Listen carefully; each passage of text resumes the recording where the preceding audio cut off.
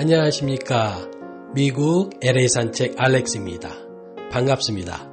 더 좋은 영상 만들 수 있도록 응원 부탁드리겠습니다. 고맙습니다. 미국 극우 음모론 단체 QAnon이 흔들린다.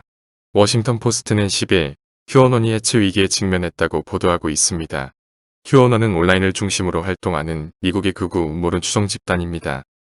QAnon은 Q와 익명을 뜻하는 어나니머스의 합성어입니다. 이 집단은 트럼프 대통령을 지지해왔습니다. 그러나 트럼프 대통령의 대선 패배가 확실해지자 예전에 비해 적극성을 잃어가고 있습니다. QAnon은 미국 민주당과 연결된 비밀 집단, 딥스테이트가 정부를 통제하고 있으며 소위 트럼프 대통령이 미국을 구하기 위해 이들과 맞서 싸운다는 음모론을 신봉합니다. 하지만 트럼프 대통령의 대선 패배에 충격을 받고 있으며 신봉자들 사이에서 우리는 모두 음모론의 사기를 당했는가라면서 자신의 믿음에 대한 회의에 빠져들고 있다는 분석 보도입니다. 하지만 한편에서는 트럼프 대통령이 소송전을 통해 재선에 성공할 것이라는 믿음 또한 여전히 갖고 있다고 WP는 전했습니다. 미국의 원죄, 인종차별. 미국은 유럽에서 이주한 백인들이 아메리칸의 땅을 빼앗아 세운 나라입니다. 아메리칸에게서 약탈한 광활한 땅은 유럽에서 이주한 백인들에게 거의 무상으로 나눠주었습니다. 백인 농장주들은 아프리카에서 강제로 끌고 온 노예들을 이용하여 농작물을 재배했습니다. 지금 미국에 살고 있는 끌려온 노예들은 사람 취급을 받지 못했고 교육도 받지 못했으며 스스로 그를 깨우친 노예는 죽임까지 당했습니다. 남부의 몇몇 주에는 말을 듣지 않는 노예의 사지를 찢어서 매달아 놓아도 된다는 법조문마저 생겼습니다. 이 모든 것이 백인에게 복종하고 저항하지 못하게 하기 위함이었습니다. 그렇게 정복당한 아메리칸과 아프리카 노예들의 피와 땀으로 부강해진 나라가 미국입니다. 따라서 오늘날의 미국은 이들에게 마땅한 보상을 할 의무가 있습니다. 더군다나 이들 대부분이 미국의 저소득층과 빈민 계층을 이루고 있고 의료 사각지대에 놓여 있기도 합니다. 그럼에도 2016년과 2020년 대선에 출마한 트럼프 대통령은 저소득층과 노인층에 대한 교육 혜택과 의료비 지원을 더 이상 하지 않겠다고 공약했습니다. 과연 이런 정책이 옳은 것일까요? 미국 국민들을 단결시키고 세계에서 민주주의의 모범이 되고 있고 세계 최강의 미국을 유지하는 데 도움이 될까요?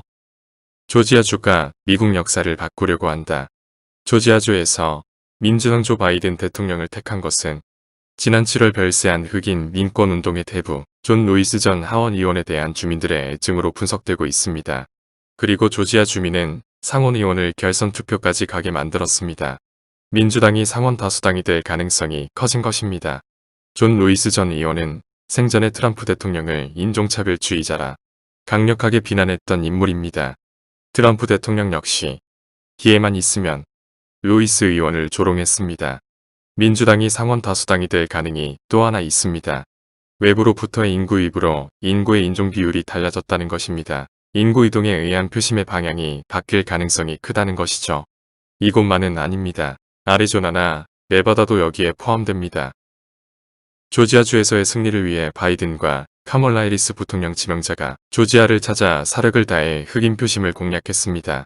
대선 전날에는 버락 오바마 전 대통령까지 출격했습니다. 트럼프 대통령 쪽도 만만치 않았습니다. 트럼프 본인과 자녀가 잇따라 조지아를 찾았고 6월 이후 조지아주 TV 광고에만 1,500만 달러를 쏟아부었습니다. 트럼프 대통령의 선거 캠프가 민주당 바이든 후보의 선거 캠프보다 TV 광고에 돈을 더 많이 쓴 몇 안 되는 주라고 폴리티코가 보도했습니다. 이제 남은 건 조지아주 상원의원 결선 투표입니다. 내년 1월 5일에 치러질 결선 투표에서 민주당이 두 석 모두 가져오게 되면 민주당이 상원과 하원 의석이 과반수가 넘게 되어 정책 운영이 매우 순조롭게 될 것입니다. 트럼프의 증거 없는 부정투표 의혹 제기와 선거 패배 불복 사태를 겪고 있는 조지아주의 투표 민심이 과연 어느 당을 선택할지 매우 궁금합니다. 이런 혼란 속에서 공화당은 조지아주 결선 투표에 선거 자금으로 2천만 달러라는 거액을 지원하기로 결정했습니다. 트럼프 대선 패배 인정하는 트윗. 트럼프는 그가 부정선거로 이겼다고 트윗했습니다. 이것은 패배 인정이라고 CNN과 더 힐이 보도했습니다. 15일에 도널드 트럼프 대통령이 조 바이든 대통령 당선인이 대선에서 부정선거를 통하여 이겼다고 트윗했다가 긴급히 수정하는 일이 벌어졌습니다. 실수는 아니든 이런 일이 난데없이 나타나는 것은 아닐 것입니다. 즉, 트럼프 대통령은 이미 자신이 패배했다는 것을 인정하고 있었지만 정치적 계산으로 외부에 발설하지 않았던 것입니다.